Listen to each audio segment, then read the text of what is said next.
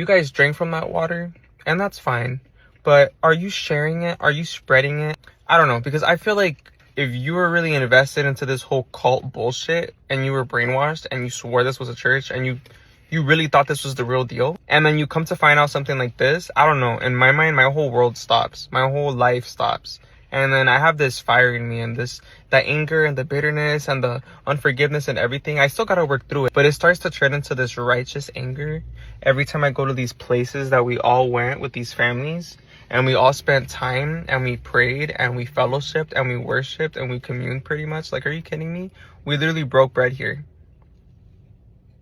In Tillamook. In Bearview. Are you fucking kidding me? Like, we're here. And that's all I could think about. And I came to fucking have a good camping trip. But it just pisses me off because what are you doing? Are you speaking up? Like, I'm here thinking, like, I want to go speak up. I want to go to motivational things to, like, talk about this stuff that are in relation to people who have been in a cult, you know, victims of things like that. Oh, there's nothing like that? Okay. Victims of sexual assault. Like, go to groups like that and speak up there. And then bring up how you were in a cult. And then people like that, you never know. There could be someone in the crowd who would say, oh, I was in a cult, or da-da-da-da-da. Or no one was, and you're just bringing awareness and attention to the situation. Is anyone doing anything like that? Or are we just doing the same thing? And just, like, posting about Jesus and worshiping Jesus? If I'm going to spread the gospel, I'm going to let people know all the shit that I witnessed that people did to disturb the gospel taking its course in my life successfully the way God wanted it to, or would want it to, you know? That he has planned. Not what man has planned, like this fucking cult leader. You get what I'm saying? I hope this makes sense. Real talk, because then I'm here, and then it's like, yeah, 2 years later, because I've been brainwashed and I've been in denial about this situation, I get the fact that, like, oh, now he's coming into the picture all of a sudden 2 years later. Well, guess what? 2 years later and accelerating. I honestly do believe that everyone is going to be led in their own way in the right time for themselves to speak up and do their part. And they're doing it in their own way already, probably, you know? So at the end of the day, like, that's a good thing. But I feel this in my heart. This responsibility, this urgency, I feel it. I feel this, like, righteous anger and this voice wanting to speak up. Because I have a voice and many other people have a voice. And those who don't have a voice or choose not to have a voice, there's all kinds. It's like, come on, either you don't have one, you're choosing not to, or you're speaking up. And I'm seeing rarely any people speaking up about this situation because of how delicate it is. I don't know if it's because the case is so open or whatever the fuck, but I don't give a fuck. I don't even know. All I know is that I'm gonna speak up. I don't care. Like, I was a fool for 2 years thinking this man was innocent. Like, this is personal, okay? This is my lick. Justice. Alright guys, so I bought some stuff from Dollar Tree because, you know, like, you don't need much to really get it done. I bought some pens, I bought some papers, I bought this board right here. Little, what are they called? Poster boards. So I'm just gonna get ready to just pretty much, like, write my socials, talk about my music, and just get the word out there. You gotta get creative, you know, I'm gonna get creative with it.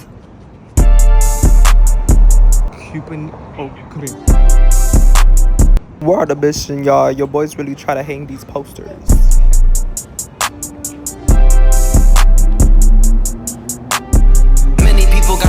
About the situation we were going through, I find it kinda fucked up, cause all of a sudden everybody's so perfect. Where was anybody wanting me? Y'all, I'm out here putting more fuck you poster stuff, so really just trying to get it done, cause I gotta get the word out there, you know. I'm speaking about cult awareness, and, you know, the people that I was in a ministry, quote unquote, with, apparently they're still fucking preaching or whatever the fuck. Really heavy, we were dealing with some real weight.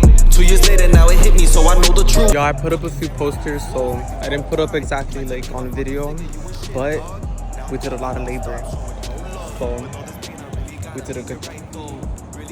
Isn't that right? Labor, blood, sweat, and tears. We bled out here because I'm posting my shit like this everywhere in Portland, so if you see this shit, it's me. That's me, okay? That's me posting all that shit up, so just understand that I'm really working my ass off out here doing what the fuck I have to do. A honey bun wrap in my JBL speaker because it's a vibe, okay? And I'm I'm really happy that I'm out here doing this because it's not just me posting my social media up, but guys, on that media is about cult awareness, and also my music that I posted prior to like realizing the whole situation about, oh shit, I was in a cult. And for 2 years, I thought this piece of shit was innocent. But guess what? He's not. And that may not be holy of me. And some of y'all may know Holy Anthony, but... Oh, I got smoke for anybody trying to run up. So just pray for me. Thank you. Broken hearted and cold hearted, now I'm stone cold. Really saw you like my pops didn't even know. We just ran into a cartel people who were putting in bags, and they were like, thump, thump, and then you could see things moving. I was like, what the fuck?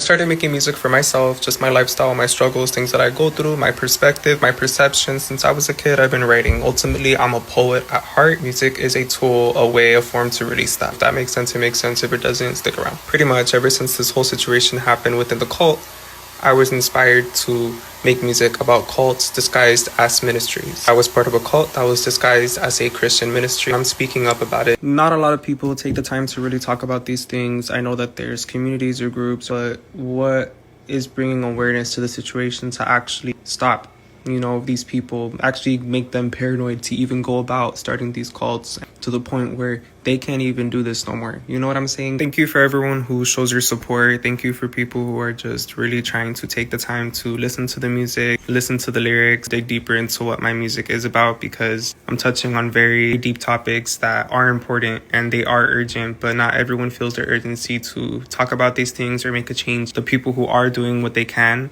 and are making a change, that's a blessing. At the end of the day, I want to be able to create a platform where those people who are already doing something can spread more awareness and make a change and open up and actually like talk about their story, and don't feel like it's wrong to talk about what you went through because it's going to make the people feel bad who ran the cult. Doesn't matter what they did for you. At the end of the day, you went through what you went through and your story matters. A little context behind my music because it all connects. I said that I was in a cult that I thought was a ministry because it was disguised as a Christian ministry to take advantage of people targeting our youth. That inspired me to bring awareness to cults disguised as ministries that also target our youth, ruining our communities. First song is called Can't Tell It All. And that song is about an ex that I had broken up with. I have my heir too. It takes two to tango. He wasn't the only one who was wrong. So at the end of the day, I always say, for the most part, my retaliation is my ear.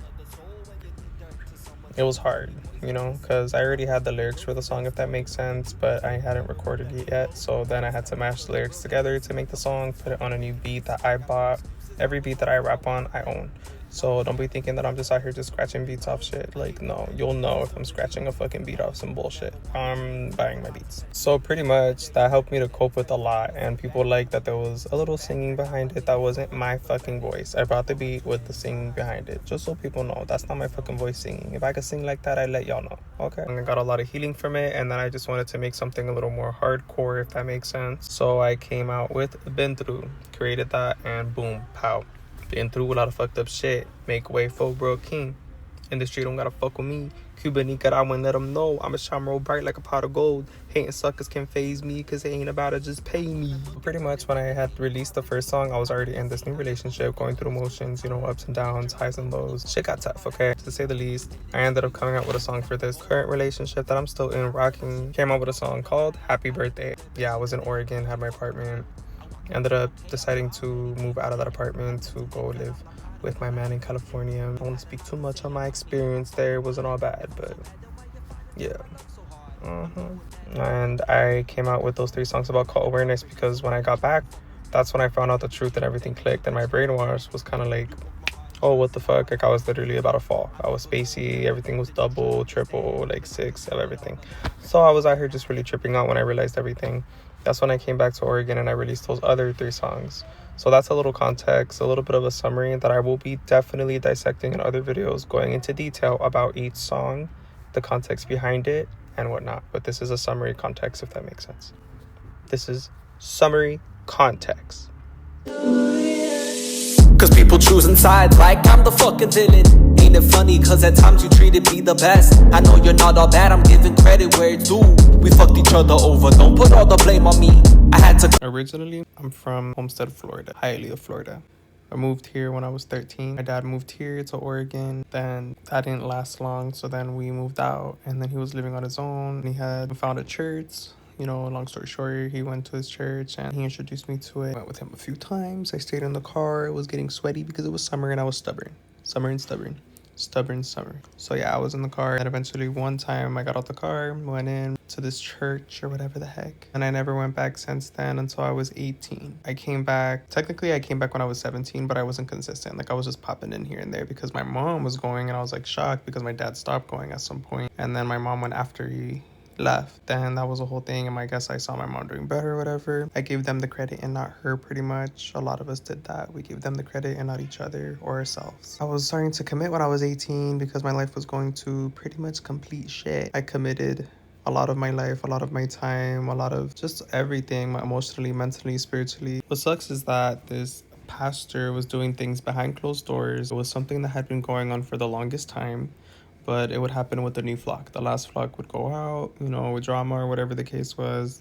I don't know, but I got proof, so we'll get into that. Like, we could really get into that. We could really talk about it. Because it's not my handwriting of the pictures I got.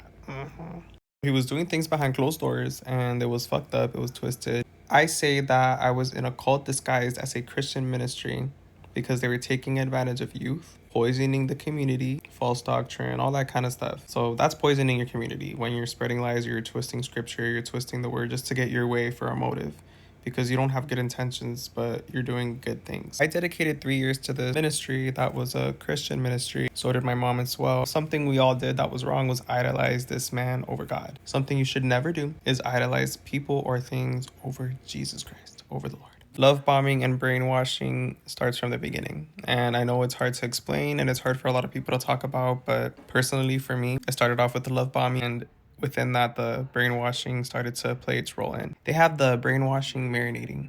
Literally, they have it marinating. And then they're just love bombing you and making you feel safe and making you feel secure. And once you let your guard down and you're secure and you're in, that's when the brainwashing starts. That's when they can feed you like the information and things like that. Their doctrine, their belief system, where because you're in a vulnerable state, you're going to take it in, because anything that sounds good is going to be something that you take legitimately, especially if it's good from someone that love bombed you and now is trying to brainwash you. It gets very confusing. Within that deception, a lot of people dedicated even more years. There are people who were affected in a lot worse ways, to say the least, for now.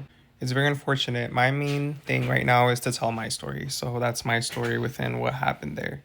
And it's heartbreaking because 18 to 19 to 20 is when everything pretty much went to shit. And things were starting to surface. Things that were suspicions that a lot of people had, including myself, started to surface and really start to make people question a lot of things. Unfortunately for myself and my mother, fed into the lies, and we thought he was innocent. And a few other people did too, but no one knew how to react. A lot of people didn't step up to the pastor, whatever the case was. And then 2 years later of him being locked up, I'm here thinking he's innocent, telling people the truth. And it's like, no, that's a lie. Like, I thought he was innocent, but that's not the truth. The truth is he is not innocent, and there's proof. So not to get so into it right now, because I will be talking about this more and more, obviously, because it's cult awareness. 2 years later, me and my mom were just kind of like talking, going back and forth about not really having information. And we were scared to talk about it with each other because we didn't want to bring it up. And it was just too much. And you get busy with life and you get distracted. Life gets tough. We ended up talking about it. We were like, bro, something doesn't feel right. Like, I just feel this shift. I told her something's going to happen. Like, not the end of the world. Okay, I'm not saying that. But something just feels like it's about to flip. And then she opened up to me about how she reached out to a sister in the Lord, and she confirmed a lot. It was a lot of conversations that they were having, and then we had more conversations, and then I myself eventually talked with her and it confirmed everything. That's when I felt this almost, I want to say righteous anger, but then this worldly anger too that I had to like wrestle with. I'm just being real, okay? I had to really deal with that before I actually made the songs that I did. I realized that making music was a way for me to cope, but I had to be careful with how I made the music and what I was talking about and how I was delivering the message. It's very passionate and it's very raw. This pastor, this cult leader, took advantage of kids, took advantage of multiple members. It was verbally abusive, emotionally abusive, mentally abusive, spiritually abusive, and I don't understand how certain things are still continuing to take place. To be completely blunt, I was talking to someone on the freaking phone about a little something. I'm not gonna say who it was or what the case was, but this person, like, I just met, pretty much, to say the least. they said that they heard about what took place on the news because it was on the news. So they were like, oh, I'm pretty sure I heard it on the news. And that's wild because, yeah, it was. And I'm sure you heard about it, but I'm shocked because I don't even know if this person's local or in Oregon. Pretty much each cover of the songs that I came out with for cult awareness, I'm going to be going over in separate videos, like individual videos. So one cover is dedicated to one video, a second song cover is dedicated to a second video, so on and so forth. And I'll make a little series out of it in a playlist. I'll put it on YouTube. I'll see where else I could post it to as well on other platforms. Refusing to settle for crumbs, they wanna silence my voice. This one for the cult, playing everybody. How you out here trying to make a living out of living people who are weak, dog. Makes me so damn sick, it's why I'm speaking up and I ain't letting up. You were won by many angels, but you call them devils. I may rap about this 666, but you just out here doing sick shit. I'ma really let the city know. Portland, beware of the cults. You better beware of the cult. I'ma really let the city know. Cult in the midst of our city, wake up. Taking advantage of youth, speak up. Cult in the midst of our city, wake up. Taking advantage of youth, speak up. Portland, beware of the cults. You better beware of the cult. Really preaching to the choir. It's okay to feel confused sometimes, actually not have it all figured out. Just really go through the motions of healing before you actually put yourself out there again the way that you feel like you were doing before. Here's what I'm touching on. I used to think I was genuinely all the way on fire for Jesus, but there was a part of me that was genuine, that was building that relationship with God. And then there's the part that really wasn't. I was just idolizing this man, this cult leader. And I didn't get to really build that relationship with God because I was trying to build that relationship with God through man, not something that we're supposed to do. I really thought that a lot of the times I was on fire, it was for Jesus, but I was on fire for this person. And that's a dangerous game to play. Like, I really thought he was a father figure. I could say that, I could say this, but I'm not supposed to go to him to be a father figure. Whether he tells me or somebody else tells me that that's an option or not, that's something that can go through my head and that I can't perceive as correct and normal. You can't idolize a man to be someone that he isn't. It's just not normal. Here's where I stand right now, with just where I'm at with everything. Going through the motions of building that relationship with God, with the real condition that I'm at, where I'm really at in my life, and actually just being real with Jesus. You know, like, this is me. This is where I'm at. Your scripture, Bible, I believe it to be true. And, you know, I believe in you. I'm not going to change that because of a guy.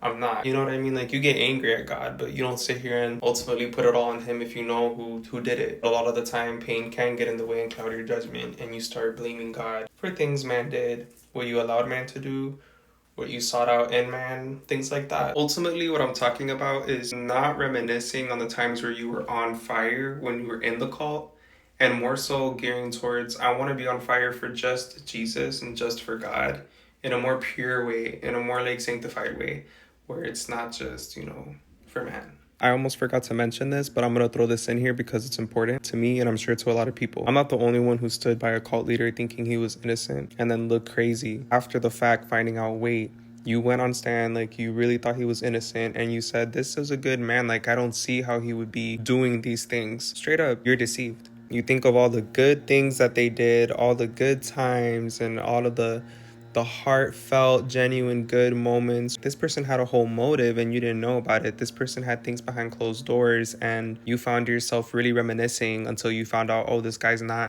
innocent. I know a lot of people out there know how that feels. I want to put that out there. These are the things that people don't talk about when it comes to cult awareness. Share your story and share it to the fullest extent. Don't care what people think. Don't be having no fear against the people in the cult or other people outside of the cult who have their own feelings towards the situation. Like, you know the truth. You know what happened. Be bold. I'm not here to be a preacher. I'm not here to preach the gospel to you. I'm just here to tell you the truth. I'm not going to say that my way is the way to go about it. Like, I genuinely do believe in scripture to be true. Don't take this the wrong way. I'm sharing my story. I'm sharing where I came out of, and a lot of people aren't talking about this topic. So something I want to touch on is my relationship with God. I'm not going to go so deep into it, but I do want to talk about it. This has been weighing heavy on me for the longest time because, well, who do you talk to about these things? Who understands? You know what I mean? Like, people could say anything. You get what I'm saying? People can give you whatever advice. It doesn't always work. As time goes by, I understand why. There was a lot of things that I thought was a struggle or something that I was confused about. Things I'm still working through now. And it doesn't mean I'm going to stop living my life because of it, but I'm working through a lot. And it's not easy because you got people in your ear here saying one thing. You got people who you want to trust here, but it's like you got trauma from everything you went through. So it's, can you really, you don't even want to take that leap or that jump, right? Because at this fucking point, I'm not taking leaps of faith. Like I said, I'm just not going to dig into everything in just one video because this would be a long video. Being in this cult, how everything ended was very, very traumatic. Honestly, it was tragic, but also confusing confusing. Everything was just so everywhere. Yeah, that's the best way to put it. You know how hard it is to put into words what we went through? Come on. All being said, I'm at a point where I'm sure a lot of people are when they escape a cult or realize that they were in a cult.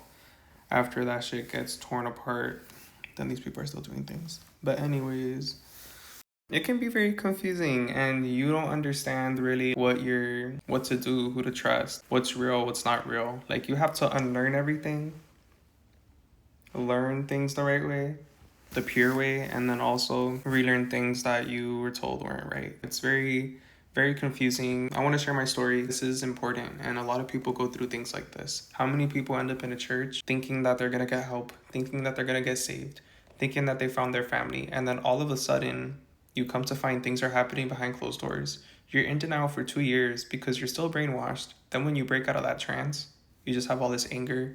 You don't know where to go from there. A lot of feelings come up. You know, a lot of things build up and a lot of things start to reveal itself. You realize a lot of your life, even within those 2 years after leaving and everything going to shit, you know, however you want to put it. You realize it was a lie. Not just the 3 years in the cult, but the 2 years after, because you thought he was innocent. As I sit here pondering over everything that I'm going through right now, everything that I've been through, I'm turning 23 in a few days. So, I don't know. Holidays are very overwhelming and so are birthdays. I've been really thinking about a lot. I know that I'm not the only one who feels alone. I know I'm not the only one who feels like there's no answers or who feels like the answers are so far or that it's going to take a while until you get those answers. I'm not the only one who's lost, confused, not knowing who to trust, where to go, who to turn to, how to talk to people about it, what to say.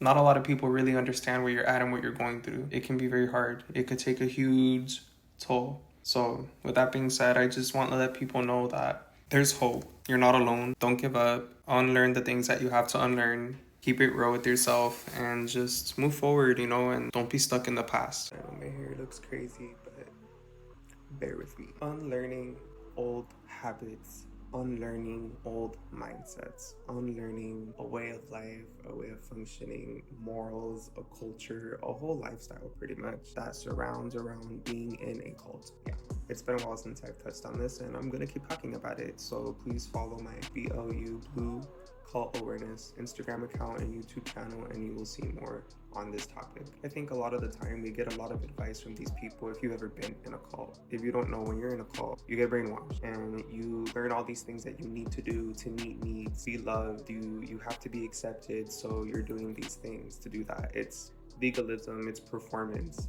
And that is what was taking place in this cult. So we were looking for that, longing for that within man rather than God. A lot of people thought that they had to go through man to get it from God, and a lot of men chose to make themselves the outlet. You know, not just men, women too, but you know what I'm saying? Like, a lot of people in this cult did that. A lot of the time that I spent the end of 2025, like mid 2025, end of 2025, 2026, this month, it has been a very, I don't know, like pat myself on the shoulder for breaking free from a lot of those mindsets and those ways of thinking. Like I don't need to do this and this to earn love, and I don't need to go about things this way to keep people in my life and seek validation. You don't need to go through man to build a relationship with God. Communion is good, fellowship is good. It is something that is biblical and scriptural. So I'm not saying that that's something that you're not supposed to be doing. Don't isolate yourself. Don't be staying away from everyone all the time. Don't be a weirdo. You're gonna end up a psychopath. Like, don't be doing all that. Being real. You don't just end up a psychopath. You could just be depressed. You can end up real sad, very distant from your family, very distant from people, feeling very misunderstood, then no longer wanting to be on this world because you feel so apart from it. That's where a lot of people end up, and that's personal experience that I can attest to myself. Healing takes time. Have grace on yourself. That is what certain people have been telling me. Have grace on yourself. Be patient with yourself. Don't beat yourself up. Don't let it eat at you, and don't eat at yourself with what happened within your time in that cult. You have to unlearn so many things, and it's going to take time. Everyone's in a different place with how they grow and how they heal and the time frame that it takes, or, you know, some people are late. I'm just saying, like, shit happens. But if you don't break free from those mindsets, all I'm trying to say is you're going to continue to miss those people or people like them. And if you don't deal with those traumas, those ways of thinking that you've installed or have been installed in you spiritually, emotionally, mentally, physically, you name it. Like, this is real deep. It's ingrained, and you have to heal. You have to seek counsel. You have to go to therapy. You need to get help, because it's not something that you can handle on your own. It's not something you're going to be able to do by yourself. You're going to build bonds with people in the future that are just as similar, with the same signatures from those people in the past, that you haven't dealt with what you went through with them. If someone brainwashed you, if someone abused you, if someone hurt you, if someone like manipulated you in any shape or form, and you believe that that was the way of living for so long, that is something that you need to get healing for, because that broke you. Whether you see it that way or not, that broke something inside of you. It's not something that can't be healed. I'm not saying you're too far gone. So this isn't a hopeless message. This is just the truth.